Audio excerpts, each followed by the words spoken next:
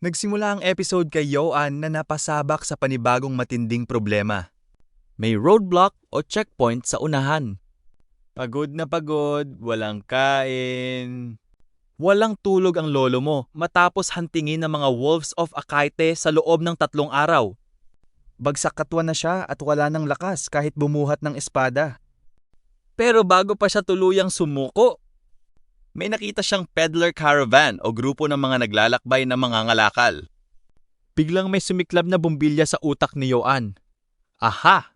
Magpapanggap akong peddler para makalusot. Ang caravan na ito ay pag-aari ng Katana Trading Company na pinamumunuan ng isang catfolk na nagngangalang Eldens. Noong mapansin ng mga escort na mercenary si Yoan na naka-armor at may dalang warhorse, nagpanik sila. Ang baguhang si Gamson ay nagmamarunong pa na kaya raw nilang itumba si Yoan. Siyam naman sila pero binatukan siya ng mga veterano. Bakit? Dahil nakita nilang gawa sa legendary Dana Steel ang purplish na espada sa baywang ni Yoan.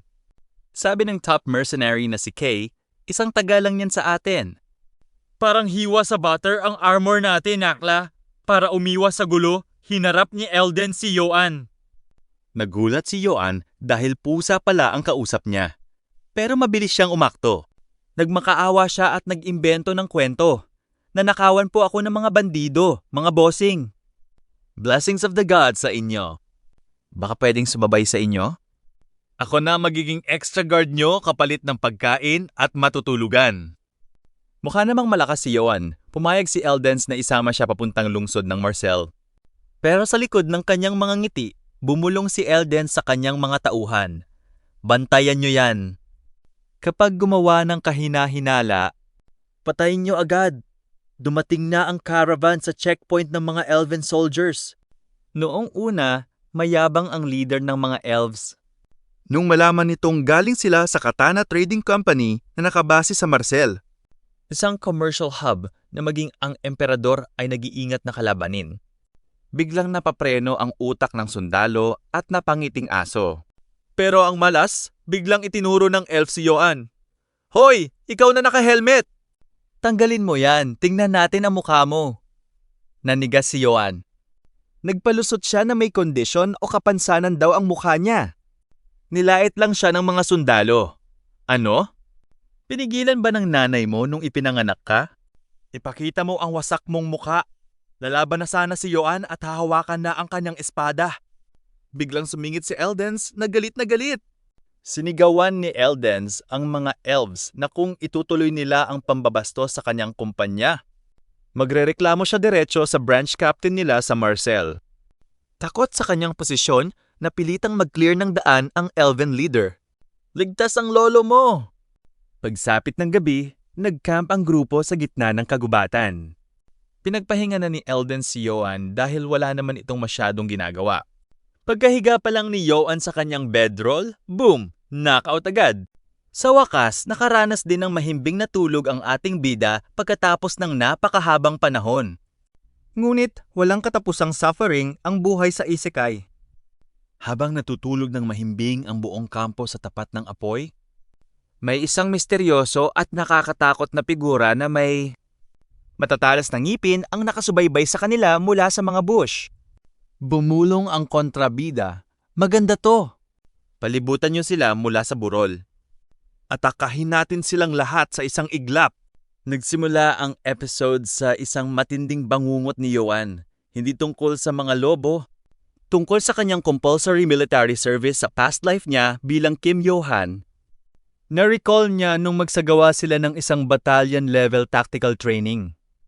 Ginamit niya ang sikat na military strategy na defense in depth kung saan matagumpay niyang na-defend ang posisyon laban sa isang dambuhalang company-sized enemy gamit ang kaunting tao. Dahil sa kanyang pambihirang tactical sense, binigyan siya ng medalya at 4 knights. 5 days na reward leave ni Lieutenant Colonel Kim Yubek. Todo salute ang lolo mo at naisip na baka bagay nga siya sa army. Pero biglang pumasok ang realidad. Naisip niya ang toxic top-down culture ng military, ang pamatay na duty shifts, ang sobrang init o sobrang ginaw na setup, at ang pinakamalala, Ang sweldong mas maliit pa sa buntot ng daga. Nung tatakas na si Yoan sa panaginip niya, sinakmal siya ng dambuhalang kamay ng kanyang superior officer na may nakakatakot na ngiti. Pumasok ka kung kailan mo gusto. Hindi ka pwedeng umalis basta-basta. Sana all may only leave, di ba? Nagising si Yoan sa kanyang bedroll na humihingal. Bad trip siya dahil hindi man lang siya nakatulog ng maayos dahil sa trauma sa army. Pero biglang, swoosh! May narinig siyang matalim na tunog sa ere. Isang pana. Gamit ang kanyang malamatrix na reflex, sinambot niya ang araw gamit ang kamay niya. Ilang pulgada lang mula sa kanyang muka, na-realize niyang may ambush kaya todo sigaw si Yoan para balaan ang buong kampo.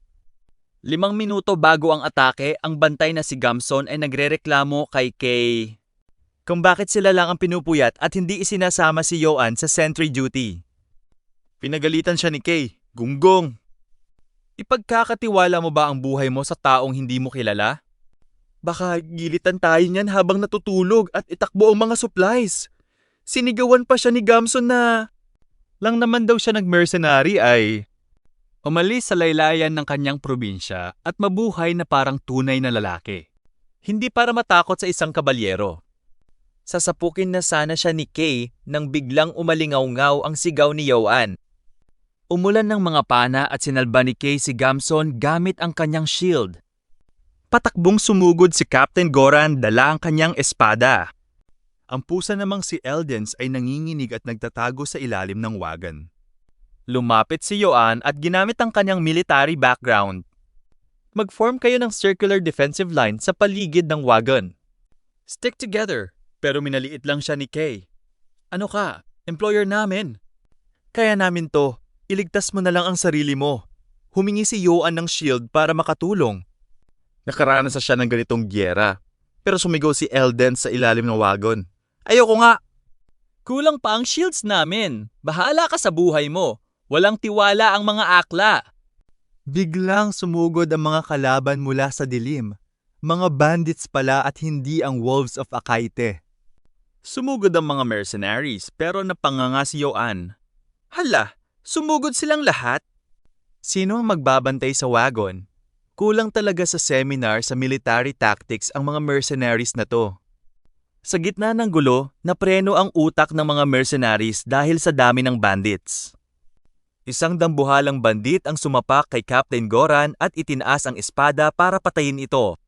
Ngunit sa isang iglap, isang purple na flash ang humati sa kadiliman. Isang teba lang ni Yoan gamit ang kanyang Dynasteel sword. Ang dambuhalang bandit ay nahati sa dalawa at instant na nahiwalay ang kanyang torso. Nagliwanag ang mga pulang runes sa espada ni Yoan habang hiningop nito ang dugo ng kalaban. Sumigaw sa takot ang mga bandits. Hala! Isang demonic sword para lalong takutin ang mga kalaban. Sumigaw si Yoan gamit ang kanyang maautoridad na boses. Makinig kayo! Ako si Yoan Yates ng House Yates. Sino kayong mga hampas lupa para atakihin ako? Sa isip ni Yoan? Iniba ko lang ng kaunti ang pangalan mula Ace papuntang Yates. Okay na yan.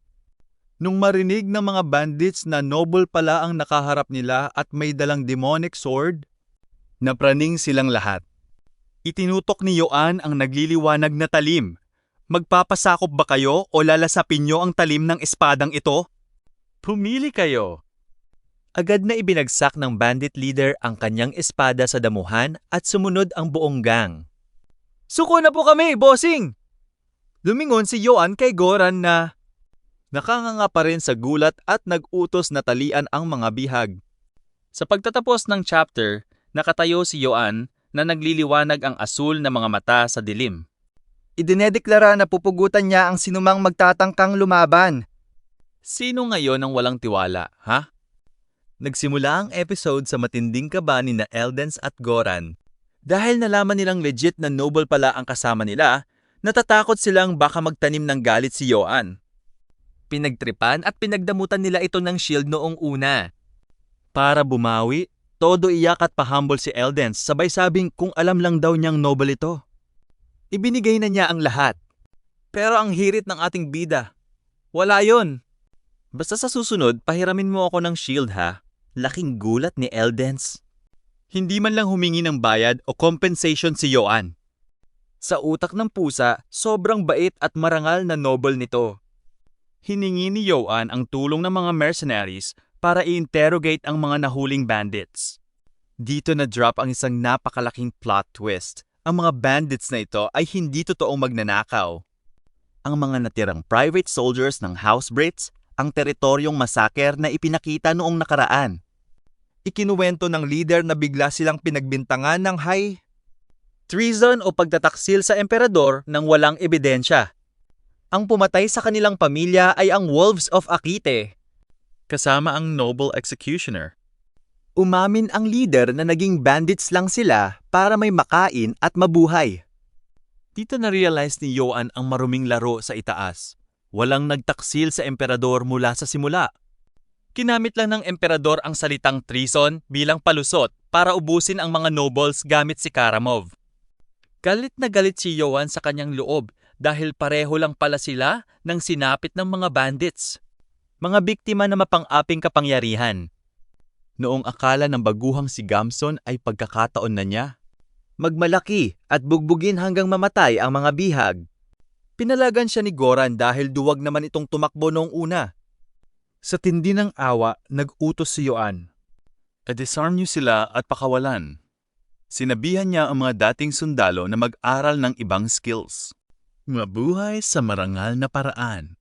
Todo luhod at pasasalamat ang mga bandits bago umalis. Nagpatuloy ang caravan papunta sa Rotspec Village para magpahinga bago dumiretso sa lungsod ng Marcel.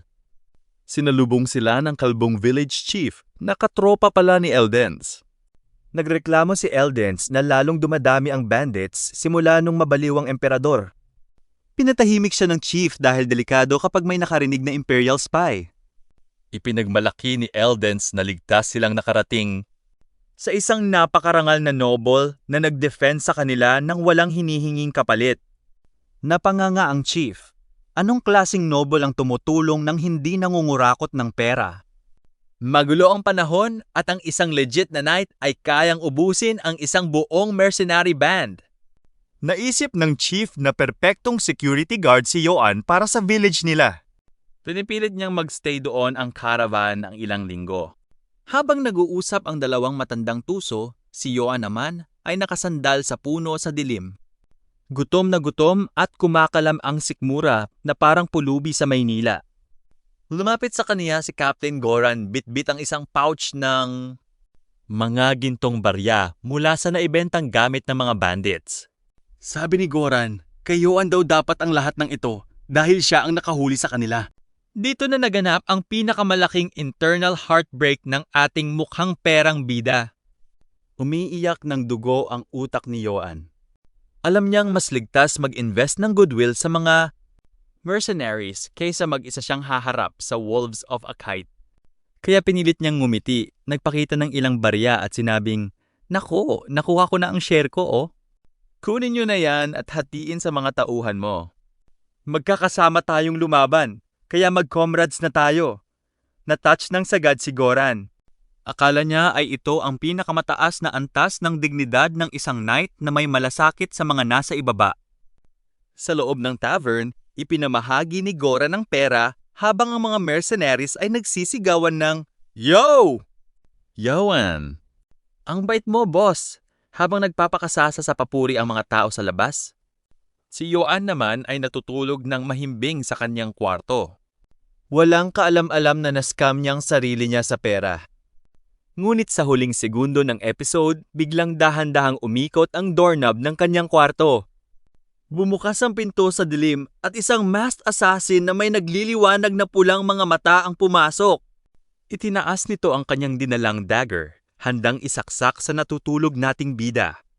"Jiggy na naman ba ang tulog ng lolo nyo?" Nagsimula ang eksena sa kwarto ni Yoan kung saan dahan-dahang lumapit ang assassin. Nakawin ang kanyang Dynasteel sword. Akala ng magnanakaw ay jackpot na siya pero biglang snap! Nagising ang lolo mo at sinakmal ang pulso ng lalaki gamit ang kanyang kamay na parang bakal. Nanigas sa tindi ng shock ang atakihang akla dahil hindi niya inasahang gising ang bida natin. Nagliliwanag ang mga mata sa dilim, nag-interrogate agad si Yoan. Isa ka ba sa mga tauhan ni Karamov? Todo iyak at pakiusap ang magnanakaw na pakawalan siya. Dahil sira na ang tulog ni Yoan, binulsa at ibinalibag niya ang lalaki diretso sa kabinet. Wasak ang muwebles, pira-piraso ang kahoy. Habang nakahandusay at umuubo ng dugo ang lalaki sa sahig, ninapitan siya ni Yoan at tinapakan ng napakabigat ang kanyang binti. Doon na sumigaw ng saklolo. Tulong ang magnanakaw dahil huli na nung ma-realize niyang hindi normal na tao ang tinangka niyang nakawan. Dito'y pinakita ang flashback 5 minuto bago ang insidente sa loob ng inn. Habang hilik kalabaw ang kalbong village chief, may 2 lalaki palang umaakit sa hagdan. Sina Pra at ang pasaway na baguhang mercenary na si Gamson.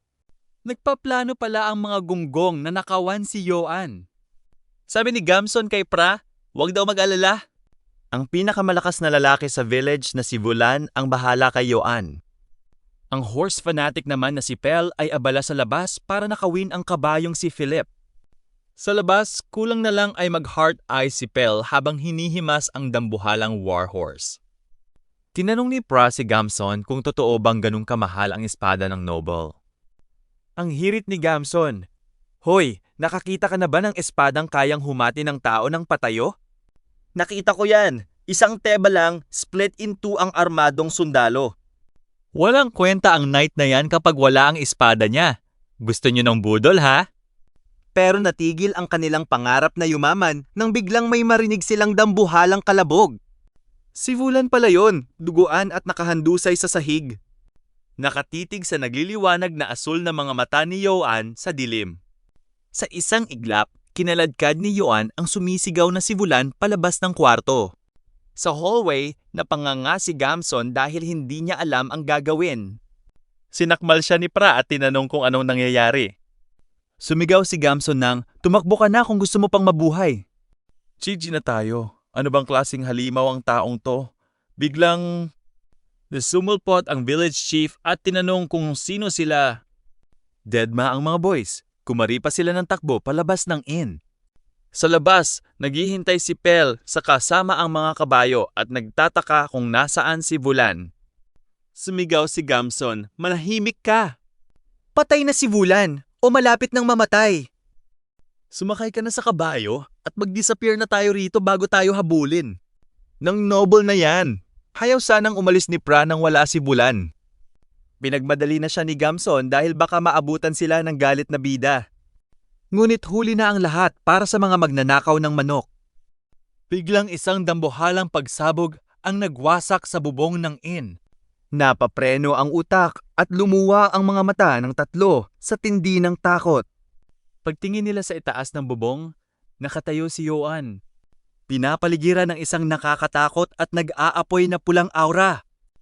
Nagliliwanag ang kanyang mga mata habang nakatitig sa kanila nang may purong galit at pighati. Muli na namang naantala ang kanyang tulog.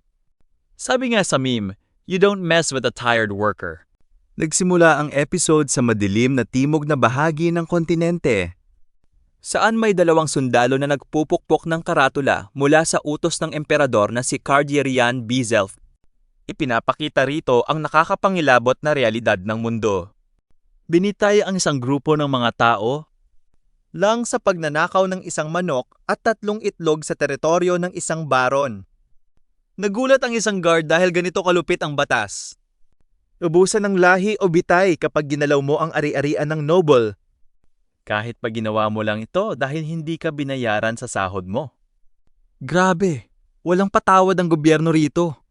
Parang penalty sa violation sa trapiko, pero buhay ang kapalit. Samantala sa isang tavern, kalmado sanang umiinom ng tsaa ang pusang si Eldens. Nang biglang ibalita sa kaniya na nahuli si Gamson na sinusubukang nakawan si Yoan. Pshew!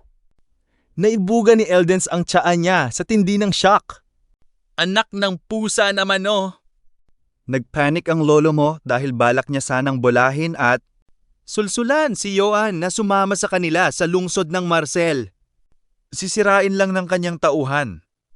Para isalba ang kumpanya, nag-utos si Eldance. Hulihin niyo si Gamson ngayon din at magpanggap kayong lahat na wala tayong kinalaman sa kanya. Idedinin natin siya na parang ex mong nagmamakaawa. Sa kabilang bahay naman, nagpapanik ang buong village meeting. Noong malaman ng village chief na ninakawan si Yoan, agad siyang nag-utos na mag-ipon ng tributes. Isama ang isa sa mga slaves ng village para ibigay kay Yoan. I-execute ang mga batang magnanakaw sa harap ng noble. Nag-iyakan ang mga magulang, pero sinigawan sila ng chief, mga utak-ipis. Nakalimutan niyo na ba ang edict ng emperador? Kapag nalaman ng noble na yan na ninakawan natin siya, baka putulin niya ang dila ng buong pamilya natin o ipabitay tayong lahat. Ganyan ang mga nobles. Sinubukan nilang mag-isip ng ibang Kutay Mamonkul and Jordals. Pinaliwala ito ng chief dahil wala namang paki ang mga nobles sa buhay ng mga mahihina. Sabi ng chief, kailangang mamatay ng mga bata para mabuhay ang buong village. Kinaumagahan, nakaluhod at nakatali sa puno si Gamson at ang kanyang mga kasama. Nakatitig si Yoan na may nagliliwanag na mga mata. Sa loob niya, na-realize niyang hindi pala ito mga assassins ng emperador. Mga bobo at tangang sutil na bata lang sa village na naakit sa kanyang mamahaling espada. Nag-decide si Yoan na tatakutin niya lang ang mga ito ng kaunti tapos pakakawalan din. Itinanim niya ang espada sa lupa at hinarap ang nanginginig na village chief. Sinigawan niya ito. Ganito ba tanggapin ng Ratspek Village ang mga natutulog na bisita? May kutsilyo sa leeg at ninanakawan ang bagahe? Todo luhod ang chief at humingi ng tawad. Dahil sapat na ang takot, nag-decide si Yoan na pakawalan na sila. Pero plot twist! Biglang naglabas ng kutsilyo ang chief at sumigaw na siya na mismo ang pupugot sa ulo ng mga bata. Maibalik ang honor o karangalan ni Yoan. Sasaksakin na sana ng chief si Vulan pero boom! Isang dambuhalang shockwave ang lumabas nung harangin ni Yoan ang kutsilyo gamit ang kanyang bakanteng kamay. Nagliliwanag ang kanyang pulang mga mata sa tindi ng inis. Hindi mo ba ako narinig nung sabihin kong huminto ka? Nababaliw na ba kayong lahat? Papatay kayo ng tao dahil sa mababaw na dahilan? Kung gusto niyang magbayad sa kasalanan niya, pagbayarin niyo ng pera. Hindi ng buhay, para hindi halatang mukha siyang pera. Bumanat si Yoan ng isang makabagbag damdaming linya. Paano naging mas mahalaga ang karangalan kaysa sa buhay ng tao? Kalaganyan at magsilayas kayo. The design is very hero, di ba? Laking gulat at iyak ng chief at ng mga magulang. Hindi nila akalaing may ganito palang mabuti at marangal na Nobel sa mundo. Habang nagpapasalamat ang lahat, kinalagan ng top mercenary na si Kay ang pasaway na si Gamson. Bad trip pa rin si Gamson sa loob niya at sinabing hindi na sana siya sumali sa malas na mercenary band na to. Habang nagrereklamo si Gamson, seryosong bumulong si Kay sa kaniya. I-relax mo lang ang katawan mo para mas madali sa'yo. Nagtaka si Gamson. Anong pinagsasabi mo? Bago pa matapos ang kanyang sentence, swoosh! Biglang dumanak ang dugo sa kadiliman. Narinig ni Yoan ang tunog at lumingon ng may litong muka. Sa isang iglap, brutal na winakasan ni Kay ang buhay ng kanyang kasamahang si Gamson sa harap ng buong village. Walang preno ang mercenary na bumuwal sa sarili niyang tao. Lang protektahan ang kumpanya at ang kanilang sikreto. GG na si Gamson mga akla. Nagsimula ang episode sa tindi ng shock ni Yoan habang nakatingin sa walang buhay na katawan ni Gamson. Galit na galit niyang sinigawan si Kay. Ano ba sa tingin mo ang ginagawa mo? Sabi ko ayokong makakita ng dugo, di ba? Seryosong sumagot si Kay na bilang mercenaries. May honor at buhay silang dapat protektahan.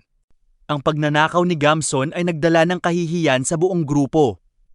Kalmadong nilinis ni Kay ang kanyang sword, sabay luhod at abot nito kay Yoan. Kung sa tingin niyo po ay binaliwala ko ang utos niyo? Parusahan niyo ako, sir! Dito na naman napa-cold sweat ang bida natin! Na-realize niyang handang ibuwis ni Kay ang buhay nito para sa dangal ng kumpanya. Imbes na pugutan si Kay, another plot twist! Tinulak ni Yoan paitaas ang talim, tumangging pumatay. Humingi pa ng paumanhin dahil hindi niya raw naisip ang sitwasyon ni Kay. Nalaglag ang pangani na Goran, Eldens at Kay. Isang noble, nagsorry sa mercenary. Saan ka nakakita nun? Dahil dito lalong nagtwinkle ang mga mata ng pusang si Eldens. Na-realize niyang iba si Yoan. Hindi ito authoritarian at napakarangal nitong tao. Sa utak ng pusa, kailangan ko siyang maging permanenteng kaalyado para sa negosyo. Habang naglalakbay ang caravan sa paglubog ng araw, tinitingnan ni Yoan ang nakuha niyang pocket watch mula sa village chief bilang pasasalamat. Akala niya jackpot siya dahil mukhang pinakamahal ito sa mga regalo. Yun pala, sira at depektibong watch ang nakuha niya. Nascam na naman ang mukhang perang bida natin. Ang mas lalong nagpabigat sa loob niya, may bago siyang palamunin. Dito ipinakita ang flashback kung saan ibinigay ng chief kay Yoan ng isang slave na magaling daw sa geography. Sobrang dungis at payat ng bata, kaya tinanggap ito ni Yoan para ipapaligo at pakainin. Balik sa kasalukuyan sa campfire, lumapit ang bata dala ang pagkain at tinawag si Yoan na Master. Hindi sanay si Yoan na may alipin. Sinabi niyang pangalan na lang niya ang itawag sa kanya. Nahiya ang bata na nagpakilalang si Goden. Tinanong ni Yoan kung paano ang isang geographer ay naging slave. Ikinuwento ni Goden na dati siyang weapons peddler. Pinilit siya ng isang noble na mag-smuggle ng ginto. May panggamot sa kanyang mga may sakit at gutom na kapatid. Ang masaklap, ang noble mismo ang nagsumbong sa kaniya gamit ang fake mustache para maitago ang krimen nito. Dahil sa edict ng emperador, wala siyang karapatang magsalita. Ang perang para sa kanyang pamilya ay kinuha lang bilang lagay o suhol sa mga guards. Nanginig ang ngipin ni Yoan sa tindi ng realidad ng mundong ito. Kung wala kang kapangyarihan, gagawin kang kriminal ng mga nobles. Ang mga sundalo ng Brits naging bandits. Ang mga taga-Rotspec handang pumatay ng sariling anak at si Goden na ginawang slave. Pero naisip din ni Yoan, teka, hinahabol din pala ako ng army ng emperador at pwede rin akong mamatay anytime. Kaya hinarap niya si Goden at bumanat ng solidong linya. Ngayong magkasama na tayo, huwag kang mamamatay. Mabubuhay tayo na magkasama ng matiwasay. Napablash ng sagad si Goden. May pa-romantic tension si Paps. Ngunit naputol ang moment nang may sumigaw na mercenary. May monster sa malapit. Na mabuntong hininga si Yoan. Wala talagang only rest sa mundong to. Patakbo siyang sumama sa mga mercenaries na nagtatago sa bushes. Nakita nila ang isang pamilyar na red aura ng halimaw. Habang pinapadapa si Yoan ng mga kasama niya para magtago, tumayo ang lolo mo na may malupit at nakakalokong ngiti sa mukha, sabay utos na. Itabi niyo ang mga sandata niyo. Ako ang bahala rito. Mukhang nakita na naman niya ang kanyang lumalakad na gintong barya. Nagsimula ang episode sa matinding kaba ni Kay at ng mga mercenaries. Pinapanood si Yoan na mag-isang naglalakad papasok sa madilim na gubat. Sabi ni Kay, kahit gaano pa kalakas ang isang knight, iba ang usapan kapag monsters ang kalaban. Delikado ito kahit may handang perang trap. Pero si Yoan chill lang habang naglalakad. Nararamdaman niya ang isang pamilyar na nakakapangilabot na pressure. Pagkakita niya sa nagliliwanag na pulang mga mata sa dilim, sinigawan niya ito. Hoy! Lumabas ka riyan! Huwag ka nang magtago. At lumabas nga ang kinatatakutang Black Wolf of Ill Omen. Pero imbes na lapain si Yoan, plot twist! Nilapitan nito ang bida natin at todo himod at dila sa mukha niya na parang asong sabik sa amo. Napanganga si Kay at si Goran. Ipinaliwanag ni Yoan na hindi ito bad luck monster, kundi si Guide of Dawn. Pagkarinig nito, biglang rumehistro ang gulat sa mukha ng pusang si Eldens. Naalala niya ang isang lumang kanta sa Eastern Empire tungkol sa isang banal na lobo na sumusunod sa isang maalamat na bayani. Kapag binigyan mo ng pangalan ay magiging tapat mong vassal o kakampi. Tinangka itong amuhin at ipet ni Eldens, pero laking gulat niya nang manakmal at mag-snarl ito sa kanya. Exclusive lang pala ang pagiging good boy sa ating bida. Dahil dito, napraning si Eldens. Hala! Baka itong taga-probinsyang noble na to ang legendary hero? Hinimok niya si Yoan na pangalanan na ang lobo. Naisip ni Yoan na pangalan ng katana, pero bigla niyang naalala ang huling beses na nakita niya ang lobo. Noong inilibing niya si Karamov. Kaya naman, sumigaw si Yoan. Ang pangalan mo ay Karamov! Biglang sumabog ang isang dambuhalang... Kanamet binaghaharelubyanan nanok na ang biyupain. Umungal ang halimaw at lumitaw ang kanyang tunay na anyo bilang ang maalamat na Guide of Dawn. Karamov sabay yukod sa tapat ni Yoan. Laking gulat ni Eldens na literal na nag-prostrate o dapa sa lupa sa tindi ng paggalang. Saksi ako sa isang mito. Kayo po ang hero of troubled times. Napabaw na rin ang mga mercenaries. Nahihiyang nag-scratch ng cheek si Yoan at nag-sorry kay Eldens. Naku boss, nagkakamali ka.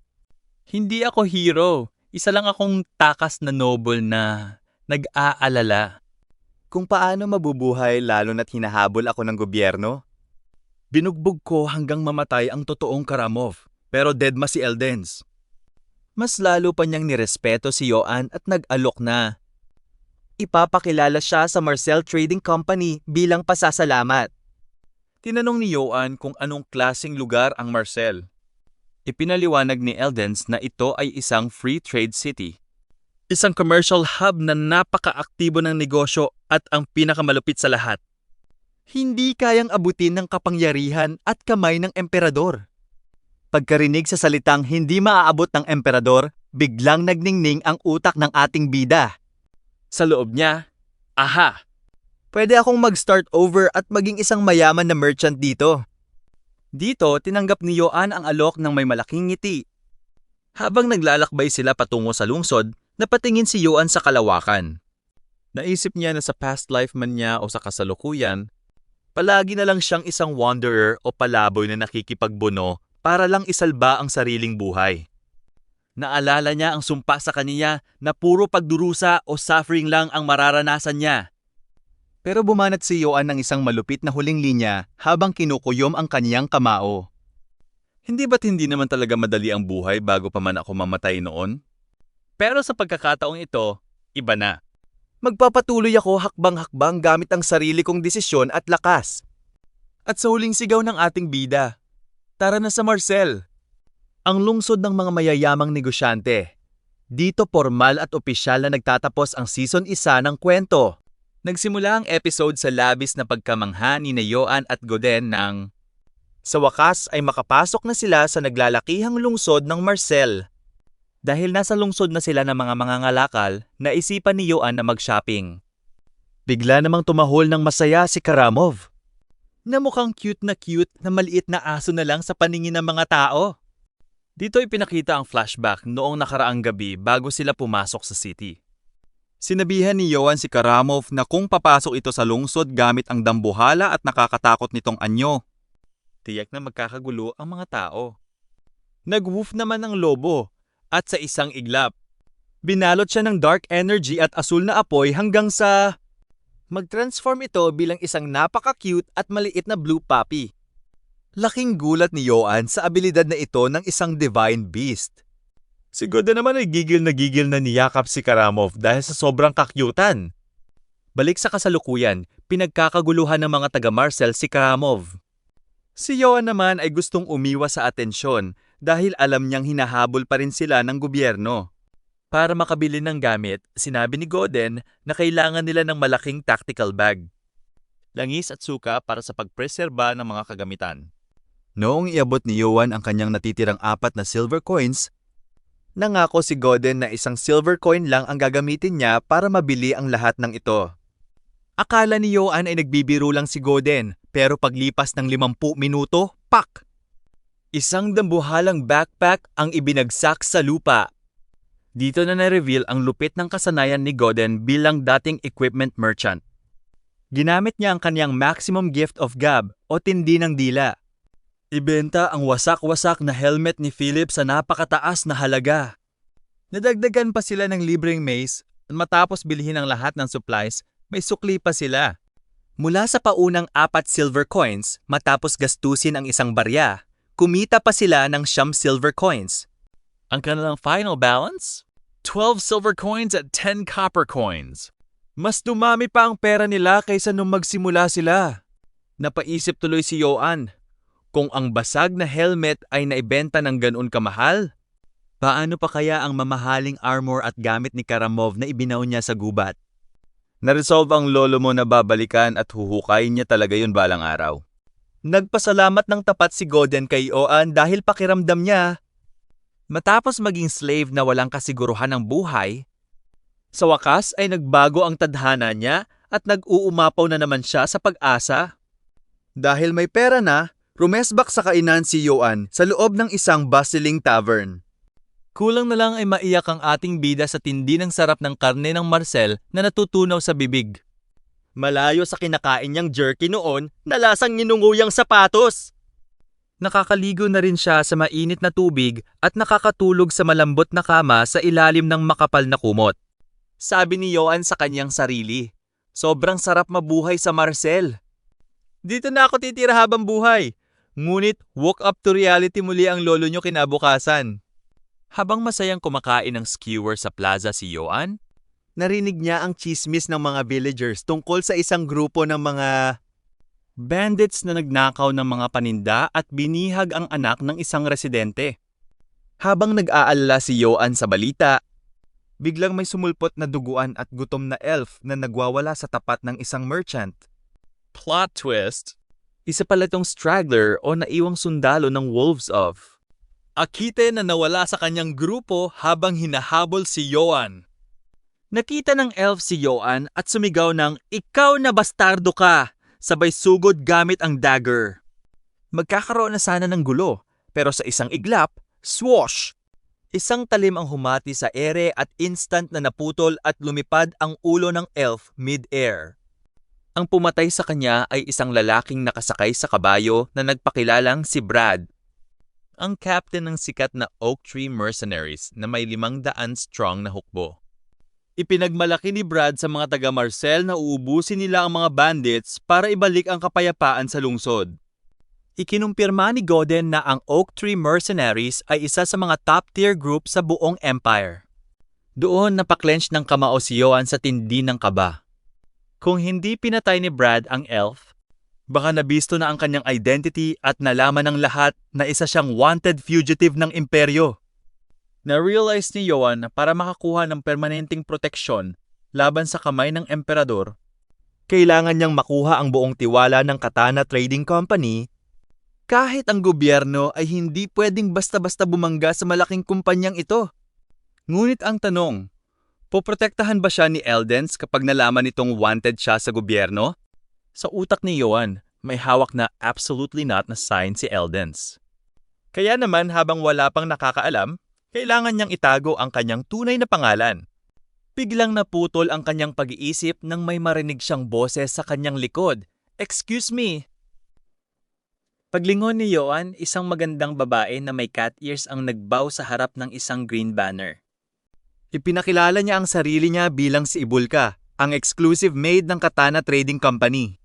Sinabi ni Ibulka na narinig nila ang maalamat na kabayanihan ni Yoan mula kay Eldens, na manais ng kumpanya na makipag-close bond sa kanya at sa kaniyang pamilya. Sabay ngiti ng pusa, "Kung hindi po kayo busy, maaari po ba kayong sumama sa akin papunta sa Katana Trading Company?" Ayan na! Papasok na si Yoan sa lungga ng mga big-time merchants. Kakayanin kaya niyang itago ang kanyang sikreto? Nagsimula ang episode sa labas ng naglalakihang Marcel branch ng Katana Trading Company. Habang si Goden ay nakikipaglaro kay Karamov at pilit na humihingi ng, "Give me your paw!" Ang sagot ng lobo ay legit na kagat sa kanyang kamay. "Ayan, makulit ka kasi akla." Sa loob naman ng gusali, kalmadong nakaupo si Yoan sa marangyang red sofa habang naghihintay. Dito niya nakaharap ang pink-haired catfolk woman na si Ayan, ang branch manager. Pagkaupo nila para magkape, nabilib agad si Ayan. Napansin ni Yoan na ang inumin nila ay gawa sa sinunog at pinakulo ang buto ng prutas. "Oh, kape ang tawag doon ng ating modernong bida." Seryosong pumasok sa negosasyon si Ayan sabay sabing, "Alam ko na kung bakit ka narito. Dahil may ambisyon ka sa iyong puso." Pagkarinig nito, biglang naibuga ni Yoan ang kape niya sa tindi ng kaba. Akala niya ay nabisto na siyang wanted ng emperador, pero ang hirit ni Ayan. Nabalitaan ko kay Eldens na pinoprotektahan mo ang mahihina. Kaya alam kong narito ka sa Marcel para ubusin ang mga bandits gamit ang sarili mong mga kamay. Hindi naman niya alam ang pinagsasabi ng pusa. Sinabayan na lang ito ni Yoan. Ako po. Nabisto niyo ang tunay kong motibo. Galing talaga umakting ng bida natin. Pang Best Actor. Nag-offer si Aya ng full sponsorship. Unli kain sa restaurants, unli hotel, unli entertainment sa ngalan ng Katana at ipapakilala pa siya sa mayor o governor ng lungsod. Laking tuwa ni Yoan dahil naisip niya na kung kakampi niya ang mayor at ang kumpanya. Kahit ang emperador ay hindi siya pwedeng galawin. Ngunit may isang mabigat na kondisyon.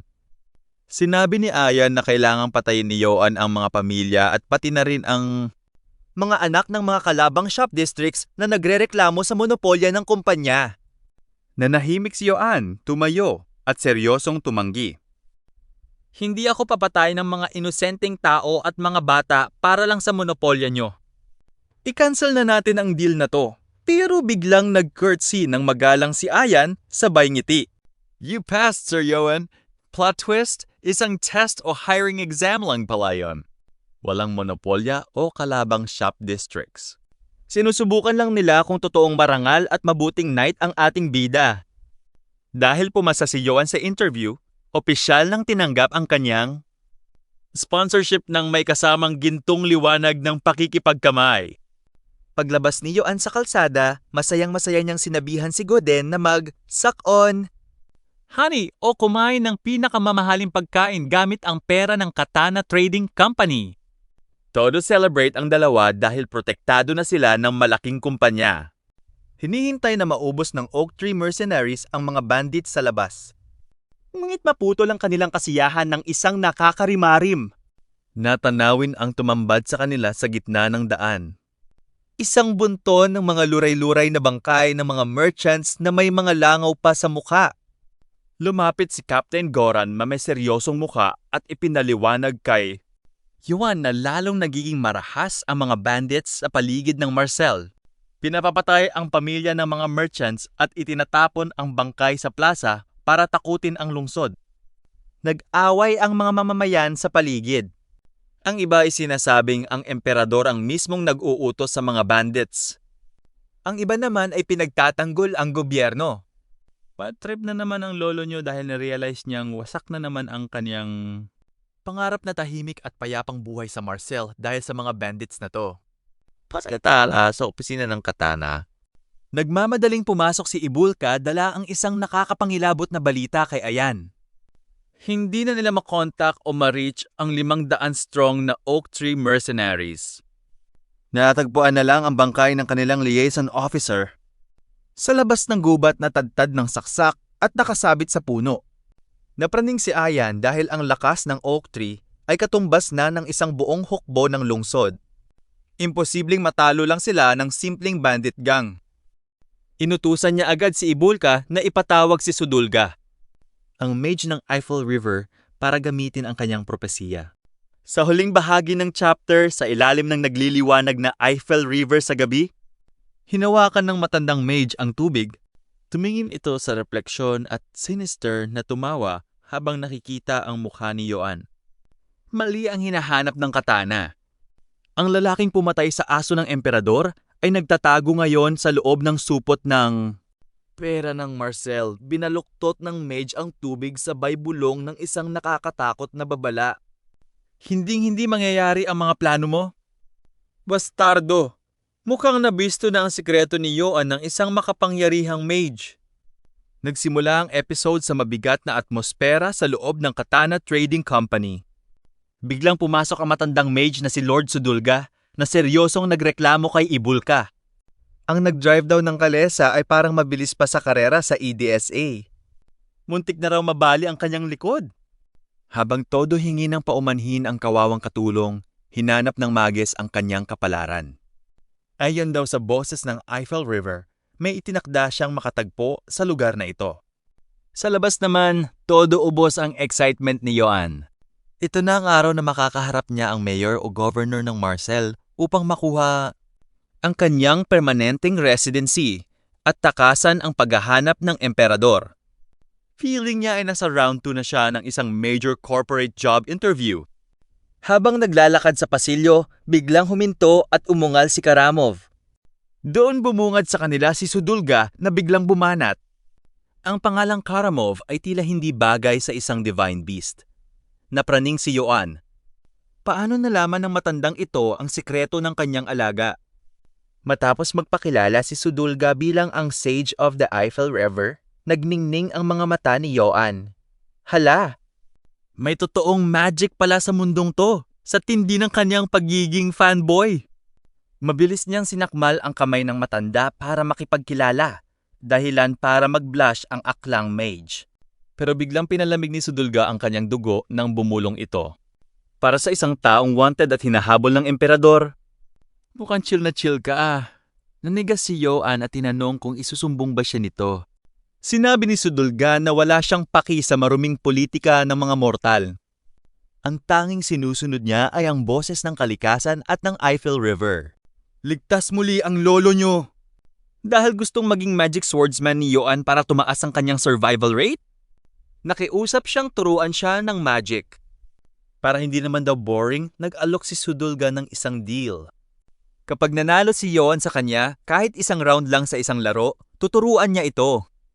Akala ni Yoan ay arm wrestling o bunong braso ang labanan, kung saan plano niya sanang i-flex ang muscles niya. Naalala niyang bawal saktan ang matatanda. Yun pala ay ang laro ng mga Diyos. Ang larong Go. Akala ni Sudulga ay mambubudol siya ng newbie. Hindi niya alam na si Yoan pala isang ika-4 Dango Tournament champion sa past life niya. Academic weapon nga, di ba? Paglipas ng 50 minuto, grabing seryoso ang paligid. Ang maalamat na mage na nakatalo pa sa sultan ng Eastern Empire ay gigil. Nagigil na 5 beses nang humihingi ng take back o bawi ng tira. Noong tanggihan siya ni Yoan, hinampas ni Sudulga ang mesa sa tindi ng inis. Paano ako natatalo sa larong ito gayong unang beses mo palang daw to? Palusot naman ni Yoan. Magaling lang daw kasing magturo ang matanda. Dahil dito, humingi ng rematch ang mage na may kasamang 3 handicap. Stones kapalit ng isang magic item kapag natalo siya ulit. Game na naman si Yoan. Habang naglalaro sa dilim. Tinanong ni Sudulga kung bakit interesado sa magic ang isang noble na wanted sa emperador. Noong sabihin ni Yoan na gagamitin niya ito sa pakikipaglaban, binalaan siya ng mage. Ang magic ay hindi para sa combat, kundi para sa pag-unawa sa mga espiritu ng kalikasan. At ang pinakamalupit na realidad, ang mga espiritu ay may pabago-bagong mood. Kapag nagkamali ka, buhay mo ang fatal na kabayaran. Pagkarinig dito, biglang nag-withdraw ng pangarap si Yoan. Hala, ang delikado naman ng mundong to. Cancel ko na ang pagiging magic swordsman, baka mamatay pa ako ng maaga. Biglang bumukas ang pinto at pumasok si Aya na galit na galit. Nalaman niyang naroon pala ang pasaway na mage. Pero pagkabukas niya ng pinto, shock at confusion. Naabutan niya ang matandang si Sudulga na nagwawala, tumatayo. Nagmamakaawang mag-take back ng tira habang si Yoan ay nakangiti lang ng malupit. Napaisip si Ayan, sino ba talaga itong si Sir Yoan? Talunin ang isang maalamat na sage sa laro ng mga Diyos. Para hindi mapahiya, mabilis na nilinis ni Sudulga ang board bago pa makatira si Yoan. Abot ng kanyang pustahan. 2 flasks na naglalaman ng huling sikreto ng Eiffel River. Down water of wrath and water of blessing. Ano kaya ang gagawin ng ating bida sa mga mahiwagang tubig na ito na nakuha niya mula sa pagiging grandmaster ng board game? Okay guys gang, dito ulit muna. Subscribe for part 3.